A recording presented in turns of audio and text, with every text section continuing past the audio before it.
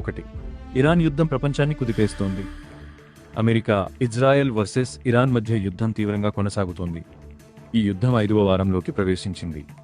Red Sea, strait of Hormuz ప్రాంతాల్లో నౌకాయానం తీవ్రంగా ప్రభావితమైంది. పలు దేశాలు యుద్ధం విస్తరించే ప్రమాదంపై ఆందోళన వ్యక్తం చేస్తున్నాయి. ఇది ప్రపంచ ఆర్థిక వ్యవస్థపై పెద్ద ప్రభావం చూపుతోంది. యుద్ధం కారణంగా క్రూడ్ ఆయిల్ ధరలు భారీగా పెరిగాయి. బ్రెంట్ ఆయిల్ ధరలు $115 వరకు చేరుకున్నాయి. ఇది గత కొన్నేళ్లలో అత్యధిక స్థాయి. దీనివల్ల పెట్రోల్, డీజిల్ ధరలు ప్రపంచవ్యాప్తంగా పెరిగే అవకాశం ఉంది. ప్రపంచ మార్కెట్లలో ఒడిదుడుకులు. యుద్ధం కారణంగా స్టాక్ మార్కెట్లు అస్థిరంగా మారాయి. ఆసియా, యూరప్ మార్కెట్లు పడిపోయాయి. ద్రవ్యోల్బణం, ఇన్ఫ్లేషన్ పెరుగుతుందని ఆందోళనలు. పెట్టుబడిదారులు జాగ్రత్తగా వ్యవహరిస్తున్నారు. ప్రపంచ ఆర్థిక పరిస్థితిపై ప్రభావం. యూరప్లో ద్రవ్యోల్బణం పెరిగింది. చైనా మాన్యుఫ్యాక్చరింగ్లో కొంత మెరుగుదల కనిపించింది.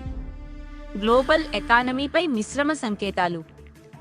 India and global diplomacy. Bharat శాంతి చర్చల్లో కీలక పాత్ర పోషించాలని పిలుపు. అంతర్జాతీయ రాజకీయాల్లో భారత్ ప్రాధాన్యం పెరుగుతోంది.